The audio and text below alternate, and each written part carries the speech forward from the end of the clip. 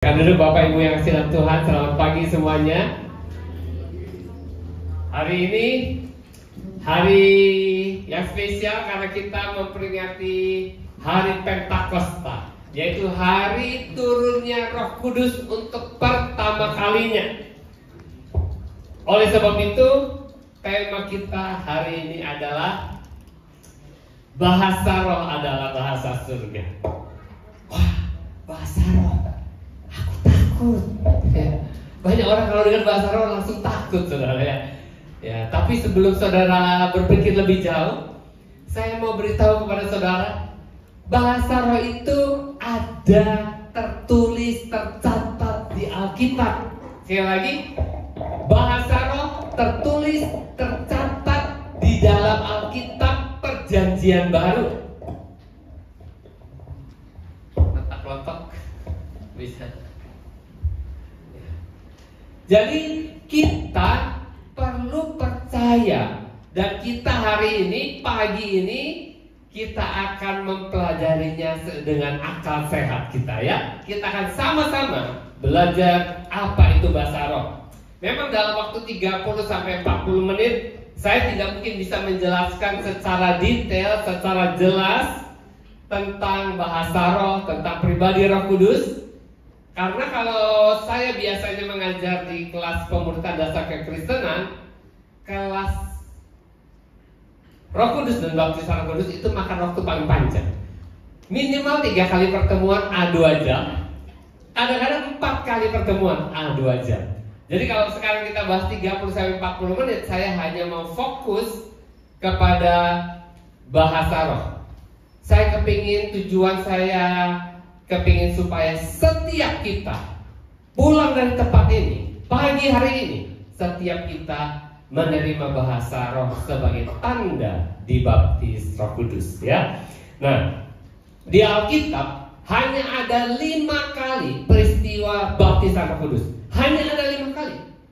Dan 4 diantaranya jelas sekali menulis bahwa tanda dari baptisan Roh Kudus, 4 dari 5 itu menuliskan bahwa tanda dari baptisan Roh Kudus adalah bahasa roh.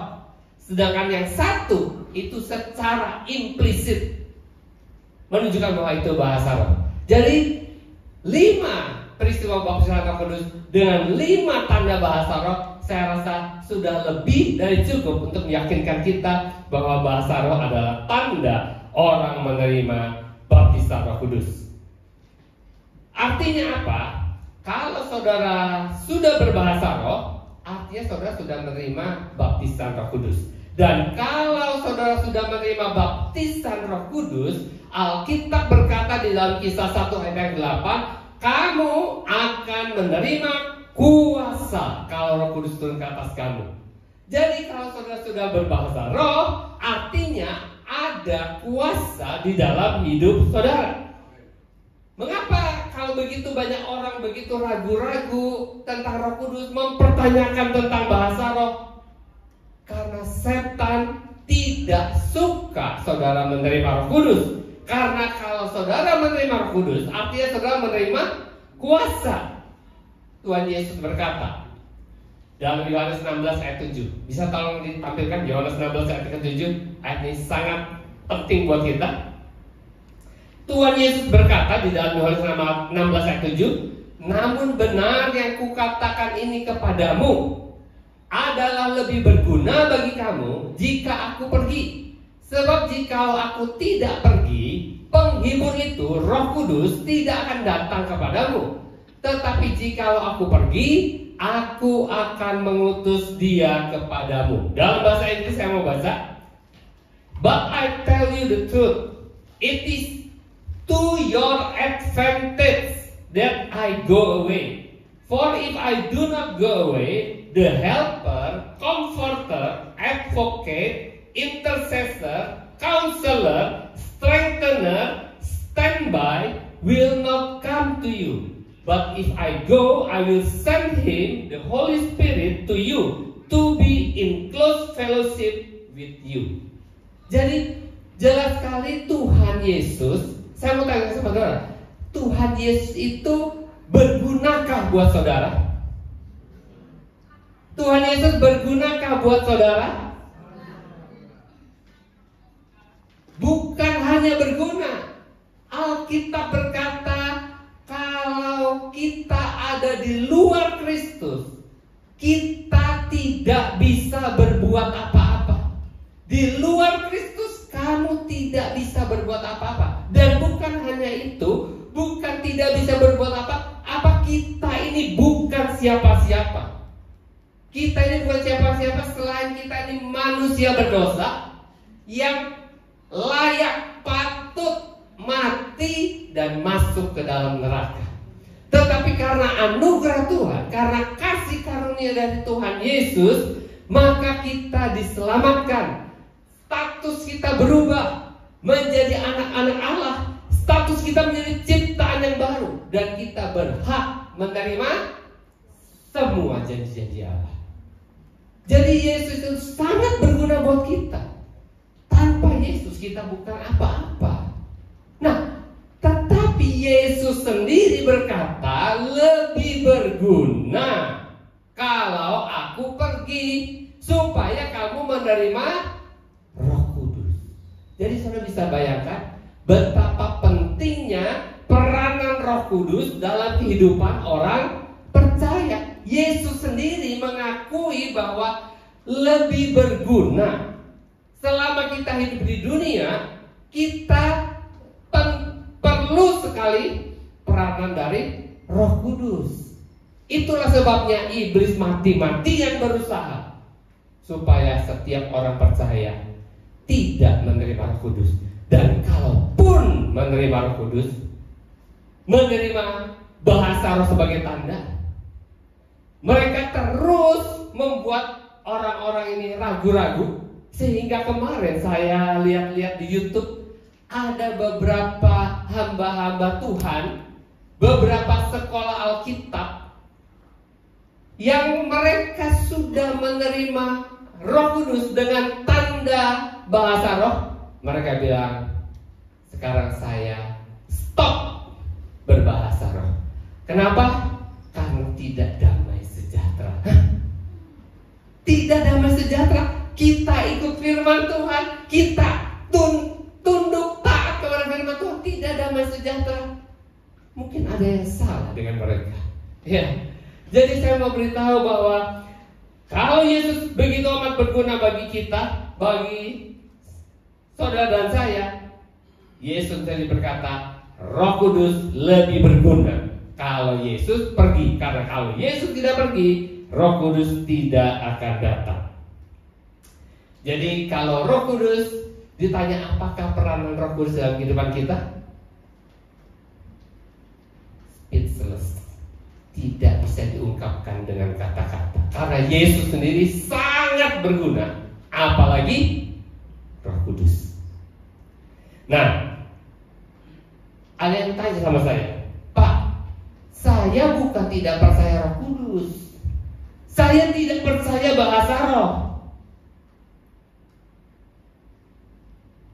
Saya mau tanya sama saudara, apa buktinya kalau saudara ini berhak mengendarai mobil? Punya SIM A. Kalau saudara tidak bisa menunjukkan SIM A kepada polisi, apa yang terjadi? Ditilang. Saudara boleh saja menunjukkan keahlian saudara mengemudi, ya, dengan mata satu. Ya, tutup mata, nggak nabrak, mundur dengan cepat, melewati jalan-jalan yang sempit. Ya, saudara boleh menunjukkan semua keahlian saudara, tetapi kalau saudara tidak memiliki SIM A, tetap ditilang.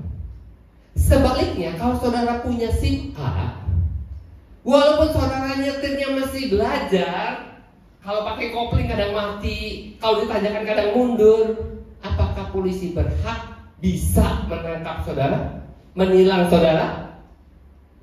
Tidak bisa. Karena saudara punya tanda bahwa saudara berhak untuk mengemudikan mobil. Sama dengan SIM A, bahasa roh adalah tanda bahwa saudara sudah menerima Roh Kudus. Walaupun saudara saudara mungkin belum terlalu bisa untuk mempergunakan kuasa yang Tuhan berikan. Walaupun saudara belum efektif menjadi saksi Tuhan, tetapi saudara sudah menerima tanda bahwa saudara berhak untuk menerima. Saudara sudah menerima kuasa itu dan saudara berhak mempergunakan kuasa itu. Tinggal bagaimana saudara melatih, belajar, memperlengkapi diri saudara sehingga kuasa itu bisa bekerja dalam kehidupan saudara. Tidak ada bukti yang lebih baik daripada tanda bahasa roh sebagai identitas kita bahwa kita sudah menerima baptisan Roh Kudus. Jadi kesimpulan yang pertama, bahasa roh adalah tanda yang legal, tanda yang resmi bahwa saudara sudah menerima Roh Kudus, sudah memiliki kuasa untuk menjadi saksi Tuhan Yerusalem, seluruh Yudea, Samaria sampai ke ujung bumi. Sampai sini saudara bisa tangkap? Bisa mengikuti apa yang saya sampaikan? Bahasa roh adalah tanda. Bukan berarti kalau kita punya SIM, kita ini paling hebat nyetirnya. Bukan. Bukan berarti memang kalau orang tidak punya SIM, bukan berarti dia tidak bisa nyetir mobil. Siapa di sini yang tidak punya SIM tapi bisa nyetir mobil? Nggak ada yang ngaku. Nggak ada yang ngaku. Ya. Banyak orang tidak punya SIM. Fekman. Dia nggak punya SIM motor, kemana-mana naik motor. Ya. Apakah dia tidak bisa nyetir? Bisa, tapi dia sebenarnya tidak legal, tidak berhak sebenarnya. Tapi ada juga orang yang punya SIM, mungkin beli ya SIM-nya, ya, tapi nggak bisa. Ya, tapi Roh Kudus kalau kita sudah terima, itu artinya kita legal, resmi. Tanda kita sudah terima Roh Kudus, tanda kita sudah terima kuasa, dan kita berhak untuk mempergunakan kuasa itu untuk menjadi saksi Tuhan. Amin.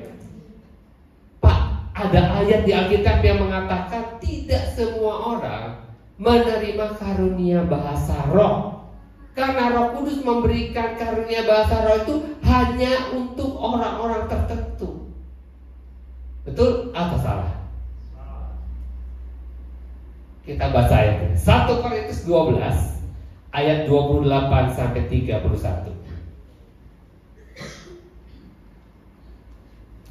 Oke. Dan Allah telah menetapkan beberapa orang dalam jemaat, hanya beberapa orang. Pertama sebagai rasul, kedua sebagai nabi, ketiga sebagai pengajar.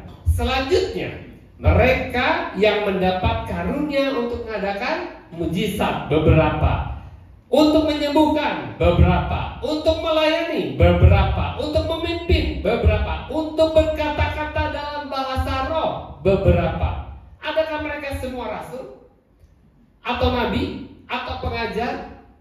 Adakah mereka semua mendapat karunia untuk mengadakan mujizat? Atau untuk menyembuhkan? Atau untuk berkata-kata dalam bahasa roh? Atau untuk menafsirkan bahasa roh? Jawabannya tidak. Jadi berusahalah untuk memperoleh karunia-karunia yang paling utama.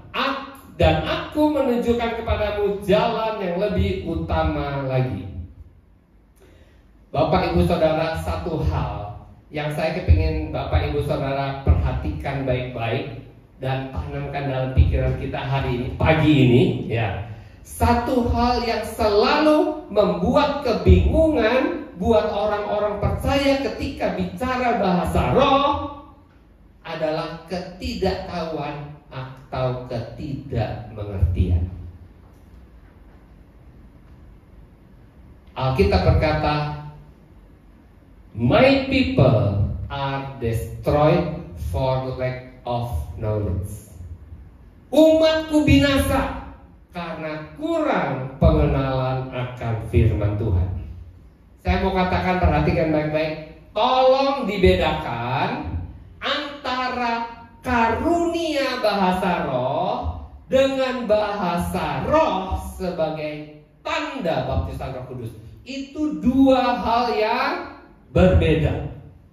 Karunia bahasa roh, seperti tadi ayat-ayat yang kita baca, itu bicara tentang karunia bahasa roh.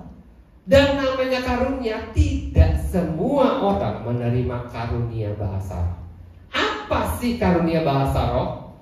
Karunia bahasa roh adalah karunia di mana seseorang bisa menerima perkataan Tuhan secara langsung, dan perkataan itu dia harus sampaikan kepada jemaat.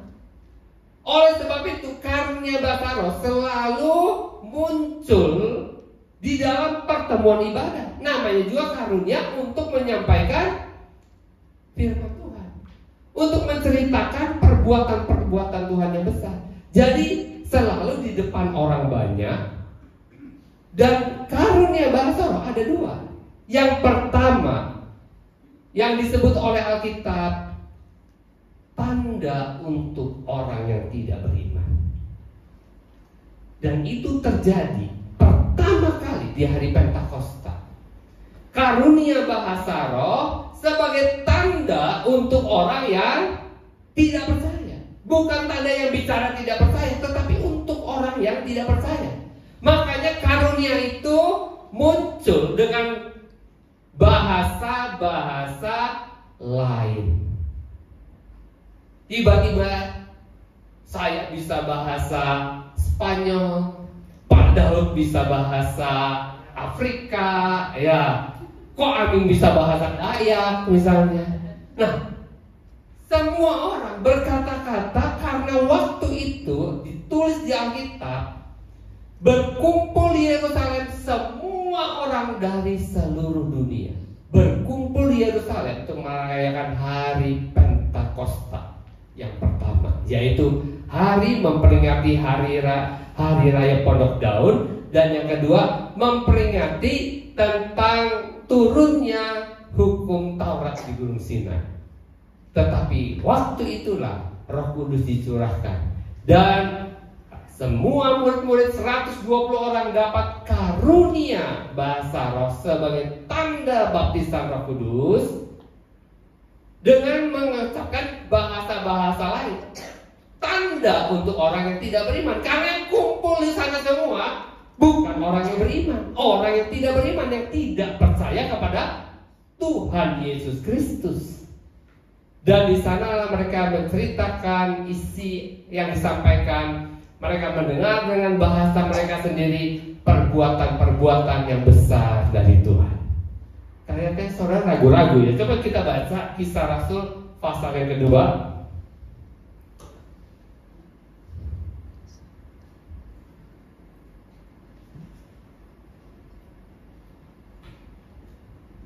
Sebentar ya, mesti muter.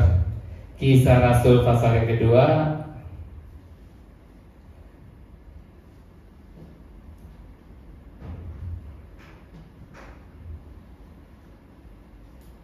ayat 5.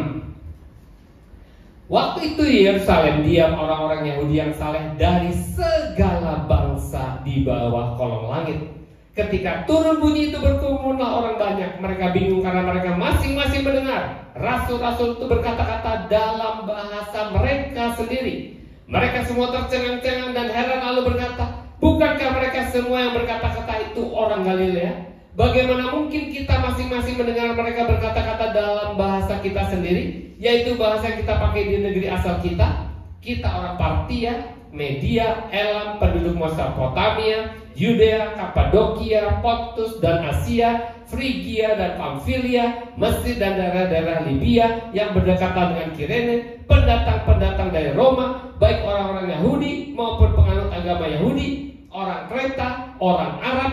Kita mendengar mereka berkata-kata dalam bahasa kita sendiri tentang perbuatan-perbuatan besar yang dilakukan oleh Allah. Ya, jadi dari sini kita bisa lihat bahwa orang-orang pada waktu itu melihat bagaimana Tuhan melakukan perkara-perkara besar dalam zamannya mereka. Akhirnya mereka semua menjadi percaya. Jadi itu tanda yang pertama. Ya, sebentar, catatan saya tiba-tiba tertutup, hilang.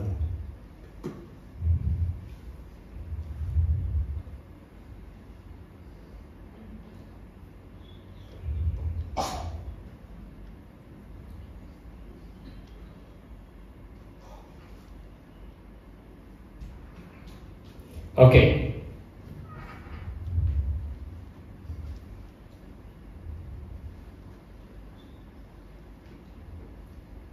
Jadi karunia bahasa roh memang diberikan hanya kepada orang-orang tertentu. Yang kedua, itu bahasa roh sebagai tanda. Dan bahasa roh sebagai tanda diberikan kepada semua orang yang menerima Roh Kudus atau menerima baptisan Roh Kudus. Ya. Kita akan baca ayatnya ya. Kita baca ayat yang 1 Korintus 14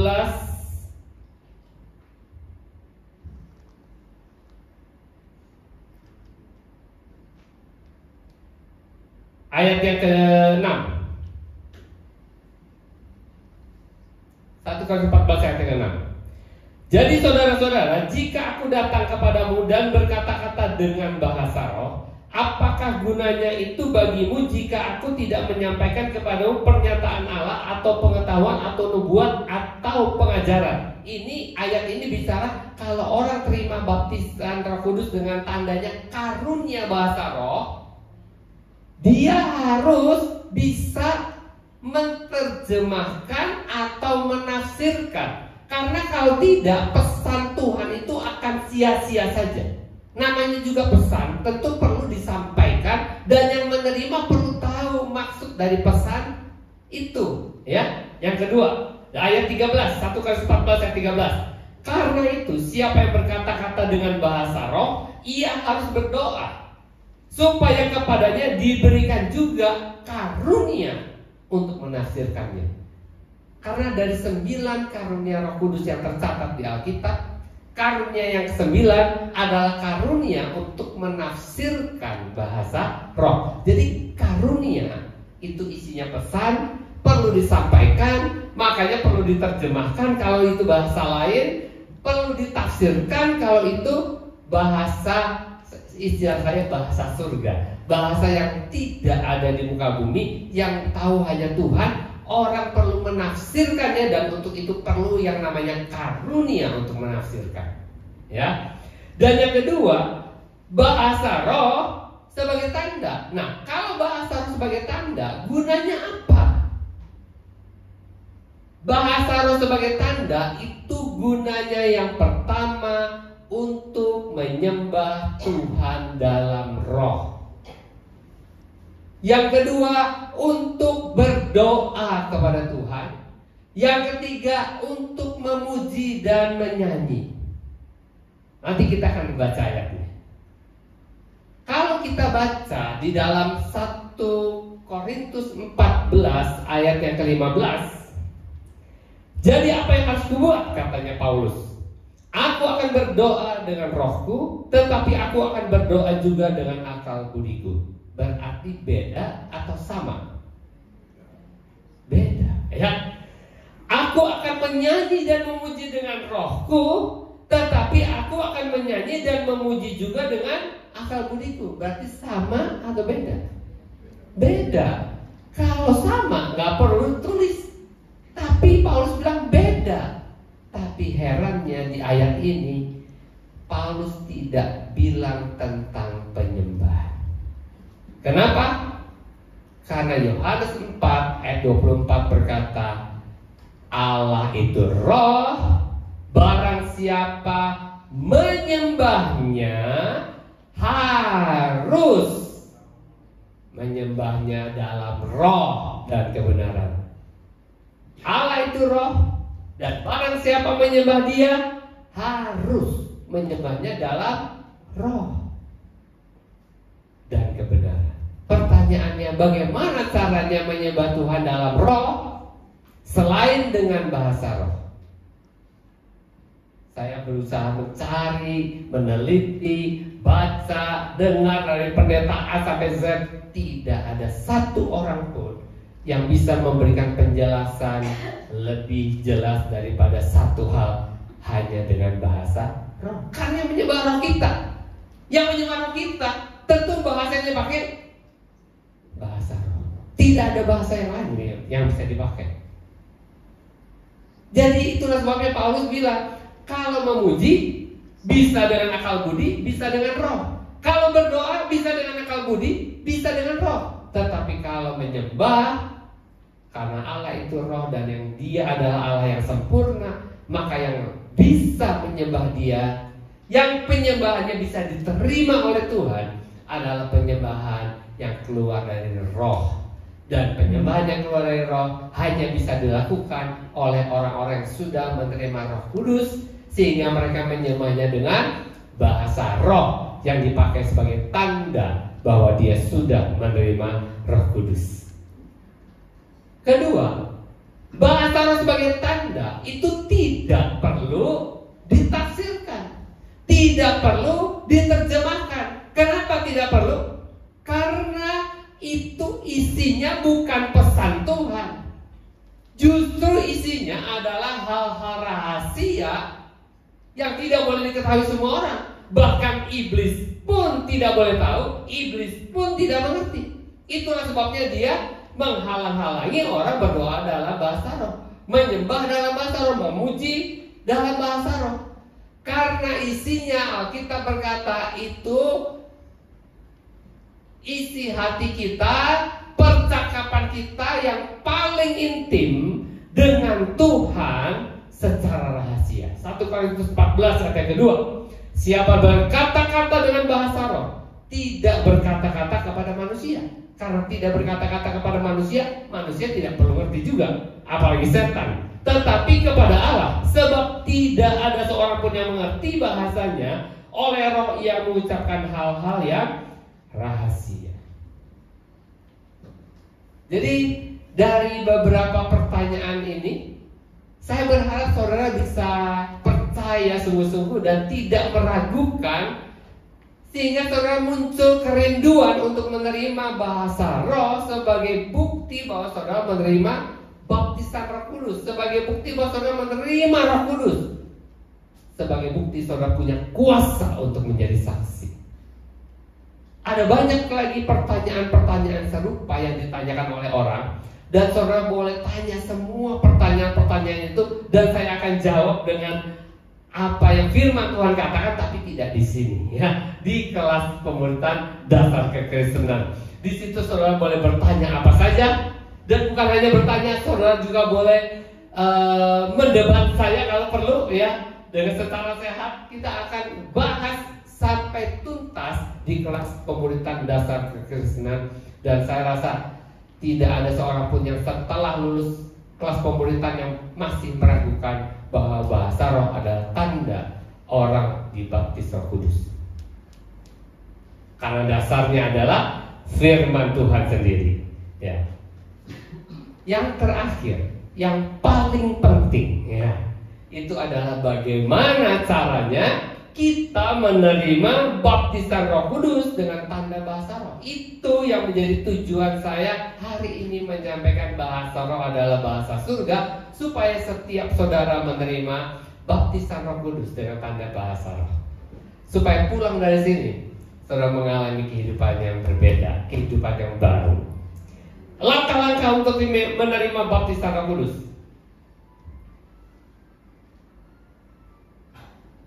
Yang pertama, apakah saudara yakin bahwa Tuhan Yesus menginginkan setiap orang percaya menerima baptisan Roh Kudus?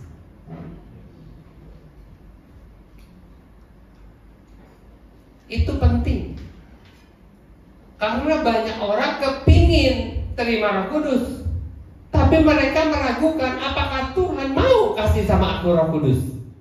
Saya mau beritahu kepada saudara bahwa Roh Kudus inisiatifnya bukan datang dari manusia.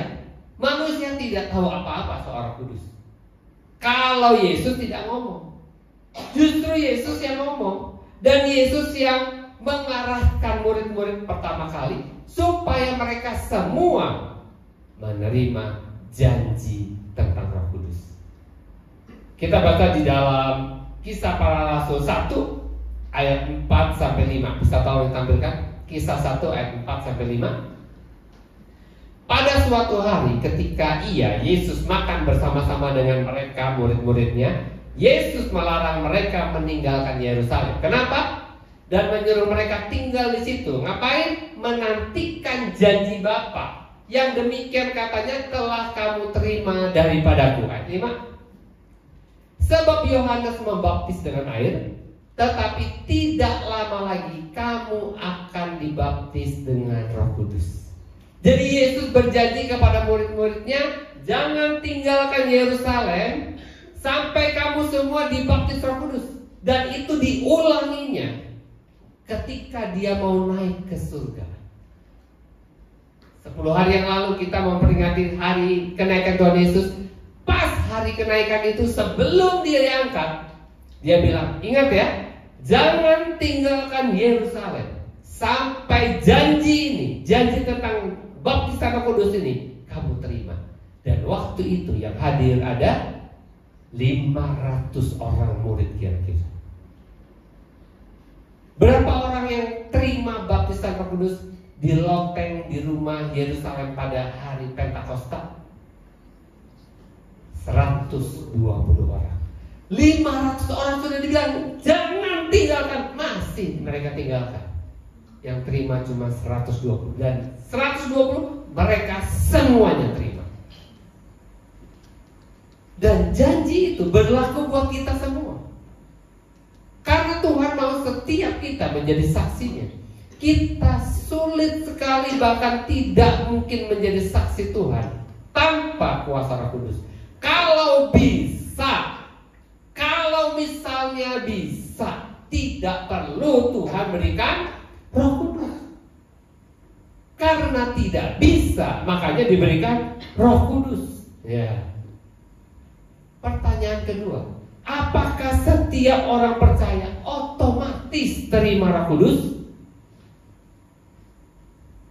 Banyak orang merasa bahwa baptisan Roh Kudus itu sama dengan baptisan air. Karena waktu dibaptis air mereka dibaptis dalam nama Bapa, Anak, dan Roh Kudus.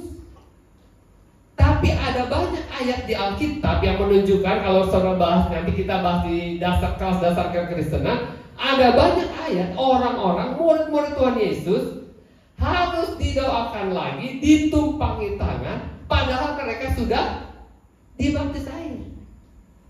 Mereka perlu ditumpangi tangan untuk supaya mereka menerima Roh Kudus. Jadi orang yang dibaptis air belum tentu sudah dibaptis Roh Kudus. Dan ada juga orang yang belum dibaptis air tapi terima baptisan Roh Kudus. Siapa? Paulus.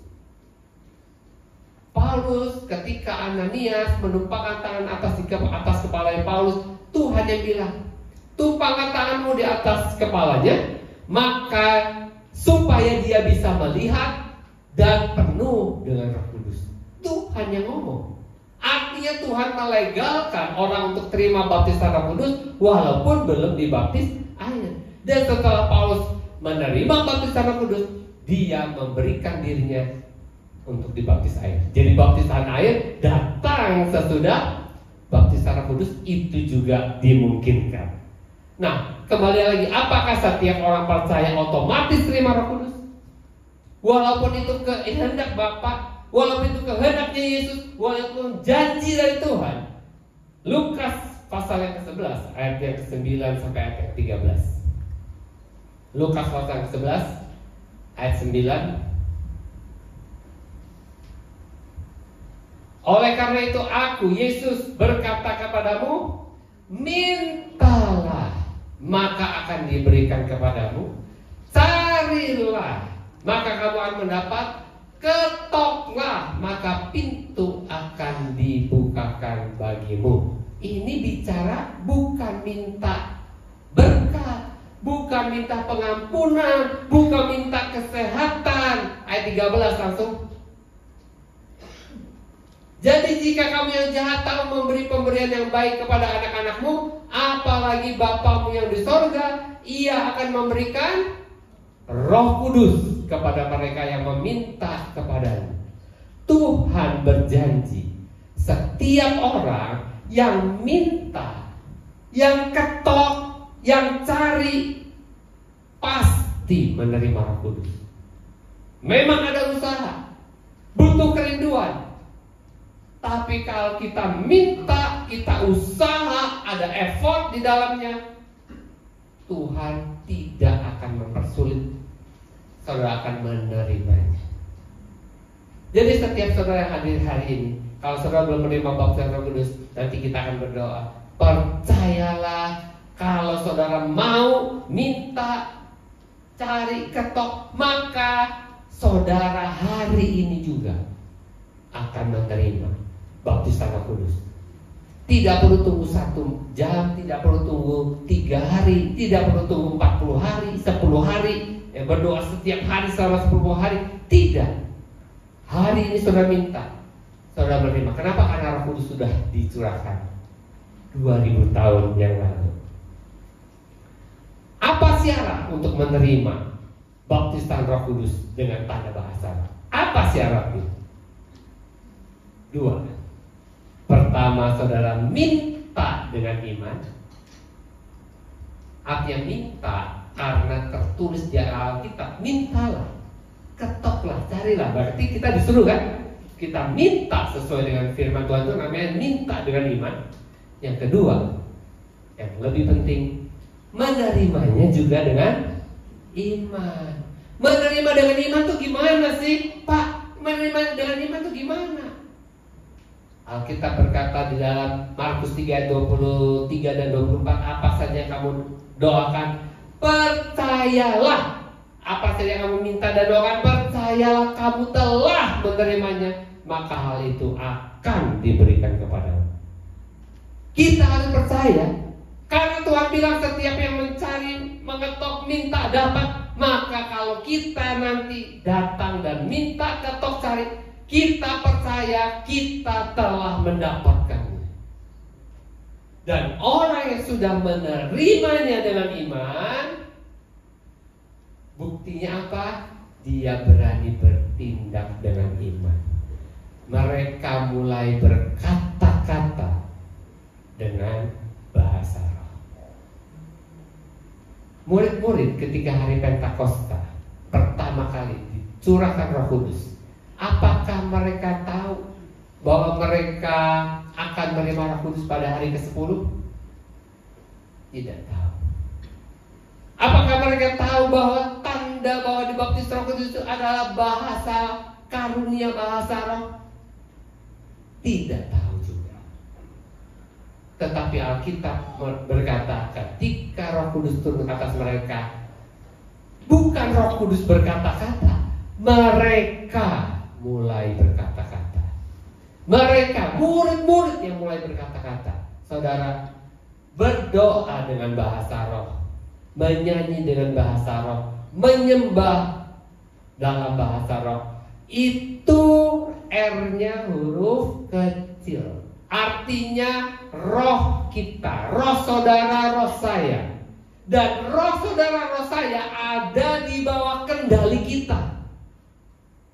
Kapan kita mau ngomong, berapa lama kita mau bicara, kapan kita mau berhenti, itu ada di bawah kendali kita, bukan di bawah kendali Roh Kudus. Roh Kudus yang mengurapi setiap kata yang keluar dari mulut kita. Sampai sini bisa menangkap? Itu namanya bertindak dengan iman. Tidak ada alasan orang tidak menerima, karena kita ini anak dan Tuhan janji pasti diberi. Dan kalau Tuhan janji, dia tidak pernah berdusta, dia tidak bisa berdusta. Pak, kapan? Saya udah lama minta loh Pak, gak dapat. Roh Kudus diberikan segera. Kalau kita baca di Alkitab, orang-orang yang didoakan, yang dibaptis Roh Kudus tidak harus tunggu, kecuali yang pertama kali. Karena Tuhan Yesus perintahkan suruh tunggu. Tetapi sejak saat itu, setiap kali murid-murid, setiap kali rasul-rasul berdoa supaya mereka menerima Roh Kudus, saat itu juga mereka menerima Roh Kudus segera. Jadi nanti kita akan berdoa, dan kalau kita berdoa, percayalah saat ini juga, hari ini juga, kita, saudara dan saya, akan berbahasa roh. Kita akan mengucapkan kata-kata yang baru. Bahasa roh, kalau kita baca di dalam Markus 16 ayat yang ke-17, coba bisa ditampilkan. Markus 16 ayat yang ke-17, dikatakan tanda-tanda ini akan menyertai orang-orang yang percaya. Percaya apa? Bukan orang Kristen, bukan orang lahir baru. Orang-orang percaya yang percaya kepada janji tentang baptisan Roh Kudus. Ini ayat ini, perkataan ini muncul ketika Yesus mau naik ke surga. Jadi Yesus sedang bicara tentang jangan pergi, jangan tinggalkan Yerusalem. Ingat, kamu ingat janji Bapa. Dan dia bilang tanda-tandanya akan menyertai mereka yang percaya kepada janji itu. Apa? Pertama, mereka akan mengusir setan-setan demi namaku. Kita, kalau kita sudah dibaptis Roh Kudus, kita punya kuasa. Dan kuasa yang diberikan itu sanggup membuat kita mengusir setan, dan setan akan pergi. Setan tidak akan tinggal dalam diri seseorang. Yang kedua, mereka akan berbicara dalam bahasa-bahasa yang baru bagi mereka. Bahasa-bahasa baru berbeda dengan bahasa-bahasa lain. Kalau bahasa-bahasa lain, selain bahasa Indonesia, ada bahasa Sunda, ada bahasa Jawa, ada bahasa Inggris, ada bahasa Jepang, ada bahasa Korea, ada banyak macam bahasa, bahasa Mandarin, itu bahasa lain. Tapi kalau dibilang mereka akan berbicara dalam bahasa-bahasa yang baru bagi mereka, itu artinya apa? Namanya baru apa? Belum pernah ada. Belum pernah ada. Sekarang ada. Makanya kita bilang mobil baru. Ya, tadinya nggak ada, sekarang ada. Si Nia beli mobil baru, tadinya nggak punya, jadi ada, jadi punya. Namanya baru.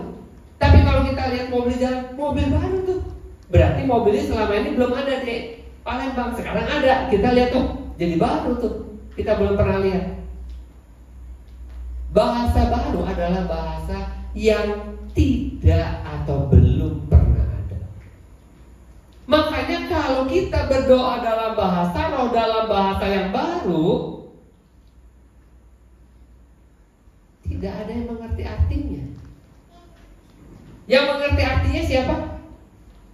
Tuhan.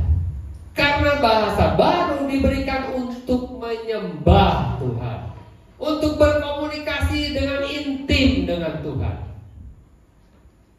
Bahasa baru itu bicara tentang bahasa roh. Kenapa harus dari roh? Karena roh kita yang sudah lahir baru, roh kita sempurna. Dan ketika kita menyembah Dia, maka penyembahan kita sempurna. Ketika kita berdoa kepada Tuhan, doa kita sempurna. Ketika kita memuji dan menyanyi, pujian dan nyanyian kita sempurna, karena keluar dari roh yang sempurna.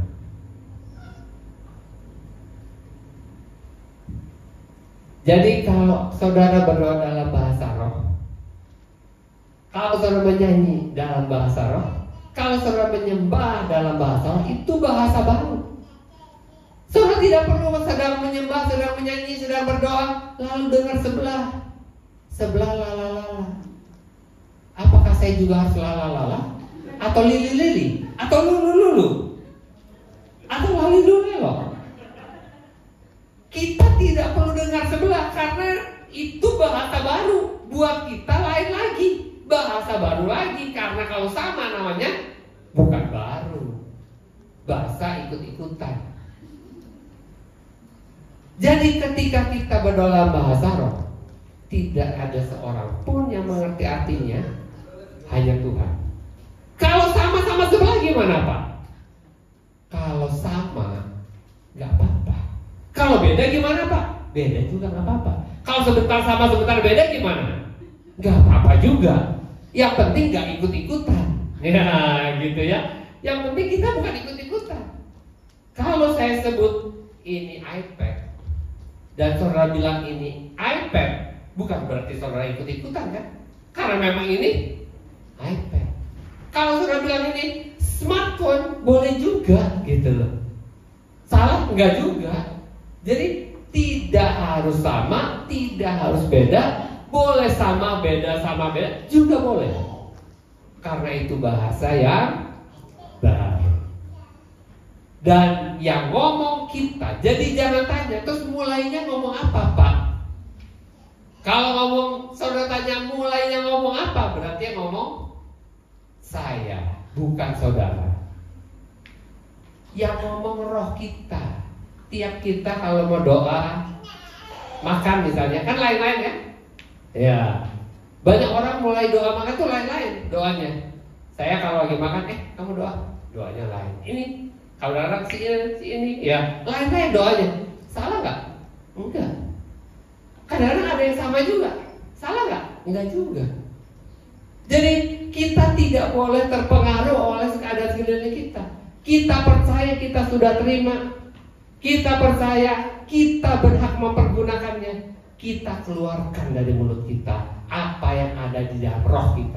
Dan Alkitab bilang di dalam 1 Korintus 14 ayat 14. Bisa ditampilkan 1 Korintus 14 ayat 14. Sebab jika aku berdoa, menyanyi, menyembah dengan bahasa roh, maka rohkulah yang berdoa, yang menyanyi, yang menyembah, tetapi akal budiku tidak turut berdoa. Ketika kita berdoa dengan bahasa roh, roh kita yang berdoa, otak kita tidak ikut berdoa. Karena otak kita terbatas. Otak kita sangat dipengaruhi oleh perasaan kita.